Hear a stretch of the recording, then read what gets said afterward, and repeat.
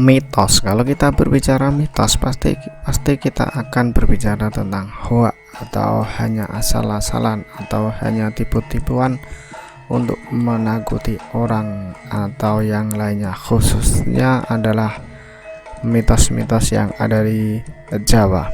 Kehidupan masyarakat di Indonesia memang syarat akan mitos, khususnya orang Jawa. Bagi orang Jawa, banyak hal yang dekat dengan kehidupan yang dipercaya pamali bila dilakukan. Namun nyatanya hal yang dianggap mitos dan pamali ini memiliki sisi logis yang relevan dengan realitasnya. Jadi mitos itu ya masuk akal untuk diterapkan di kehidupan masyarakat kita.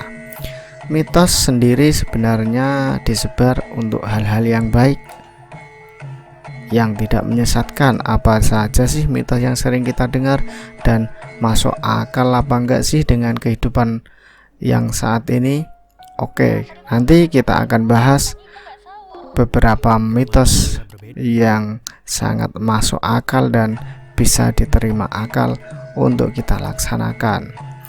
Yang pertama, keluar saat maghrib bisa diculik wewe gombel.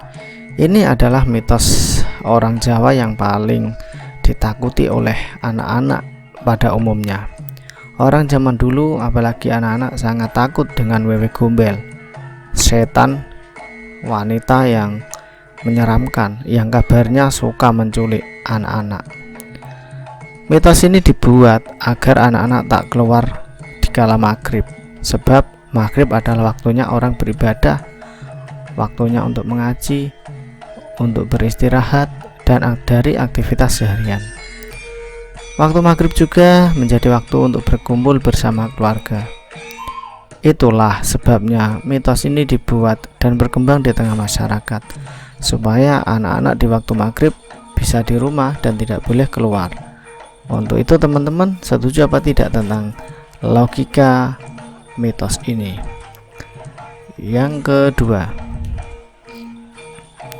ke pantai selatan jangan pakai baju hijau atau biru. Ya, ini adalah mitos yang paling cukup familiar di pantai selatan. Jadi kalau kita mau jalan-jalan atau berwisata ke pantai selatan, pasti kita akan diberitahu oleh orang tua kita bahwa kita tidak boleh pakai baju hijau atau biru.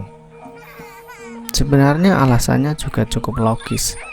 Pakaian yang berwarna hijau atau biru jadi terlihat samar ketika orang mengenakannya di pantai. Betul apa tidak? Ditakutkan jika ada ombak besar menghantam orang tersebut, maka orang tersebut akan terseret gelombang dan akan masuk ke dalam air laut. Tim SAR nantinya akan kesulitan menolong korban karena wajah pakaiannya, warna pakaiannya hampir sama dengan warna laut. Masuk akal apa tidak teman-teman? Pastinya masuk akal. Mitos yang ketiga, mengambil makanan di meja makan sebelum orang tua mengambilnya dianggap pamali. Ya, ini juga sering terjadi saat anak-anak kecil itu mau makan dan orang tuanya belum makan, atau umur orang yang lebih tua belum makan. Jadi kita tidak boleh memakan makanan itu terlebih dahulu. Kita akan ungkap ini logis apa tidak. Lagi-lagi alasan logis dari mitos ini adalah soal asas kesopanan. Orang Indonesia, khususnya orang Jawa, amat menjunjung nilai kesopanan. Menurut mereka tak sopan bila mendahului orang tua makan terlebih dahulu. Mitos ini sangat baik untuk mendidik anak-anak untuk menghargai orang yang lebih tua. Jadi dengan adanya mitos ini, anak-anak akan menjadi anak-anak yang sopan kepada orang tua. Setuju? Oke, selanjutnya, mitos makan sambil tiduran bisa jadi ular. Wow, tidak masuk akal ya, masa orang makan tidur jadi ular. Tetapi kita akan melihat prosesnya atau mitos ini. Orang dulu percaya kalau makan sambil tiduran itu bisa jadi ular.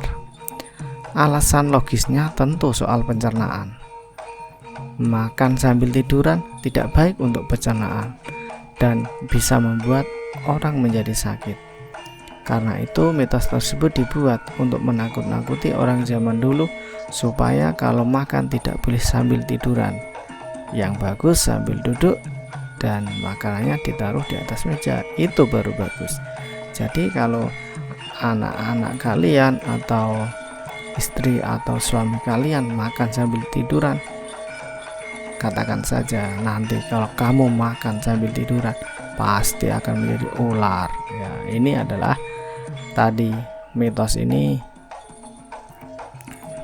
positif untuk kita. Oke, selanjutnya potong kuku di malam hari itu pamali.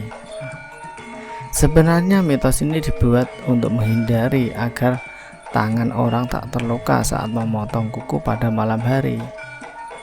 Kamu tahu, zaman dulu belum ada listrik, belum ada penerangan seperti sekarang.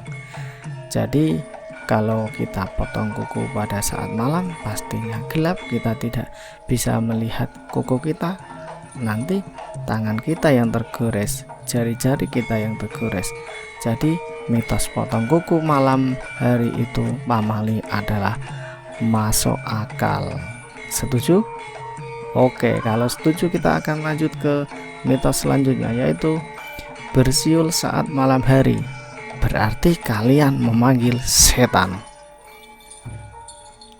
Sebenarnya orang itu pada dasarnya memang takut setan. Karenanya mitos ini dibuat agar orang tak bersiul kala malam hari. Sebab kamu tahu kalau kamu siul-siul di malam hari, semua tetangga kamu sudah tidur, sudah istirahat, tiba-tiba kamu siul pada malam hari, ya kamu pasti mengganggu tetangga sekitar. Apalagi di desa suasananya yang amat sunyi saat malam. Jadi bersiul akan mengganggu istirahat seseorang. Hal ini juga berhubungan dengan asas kesopanan.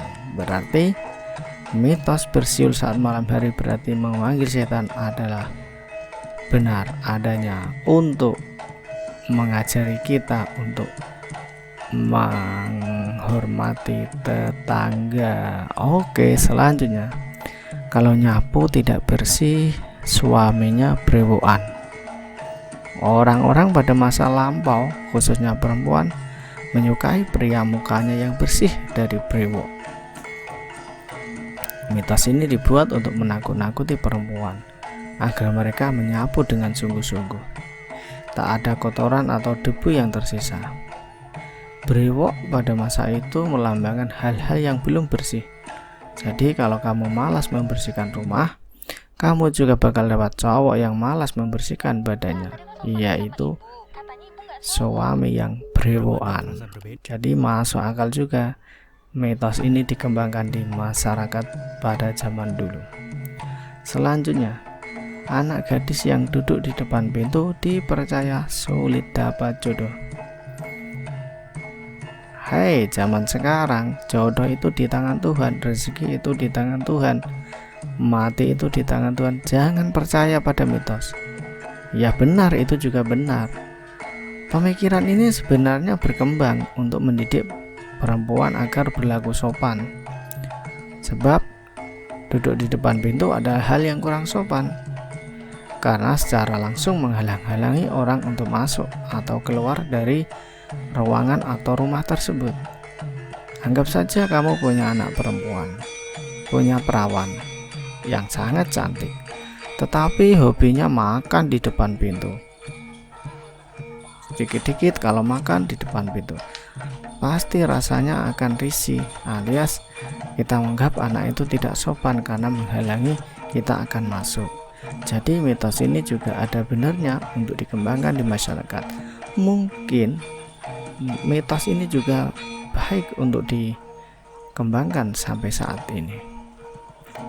Yang setuju silakan berkomentar.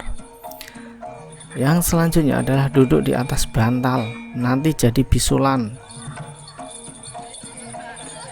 Mitos ini sebenarnya berkembang sebagai upaya mengembalikan fungsi barang. Bantal mulanya memang dibuat untuk kepala, bukan untuk kaki atau bagian tubuh lain. Kalau diinjak atau diduduki, bantal jadi kotor. Kepala pun ikut kotor saat bantal itu dipakai. Nah, makanya orang dulu mengatakan kalau kita duduk di atas bantal, nanti kita akan jadi bisulan. Tujuannya supaya kalian tidak menduduki bantal, yang aslinya bantal itu untuk orang dewasa. Oke teman-teman, semua sudah paham tentang mitos yang sudah berkembang ini, dan jangan sekali-kali mengatakan mitos itu hoax. Tetapi mitos adalah salah satu pelajaran atau untuk menasehati orang supaya berkehidupan untuk yang lebih baik. Oke teman-teman, cukup sekian. Berjumpa lagi dengan Somacal pada video selanjutnya. Untuk itu jangan lupa subscribe dan berkomentar yang sopan, karena kesopanan adalah identik orang Indonesia, khususnya orang Jawa.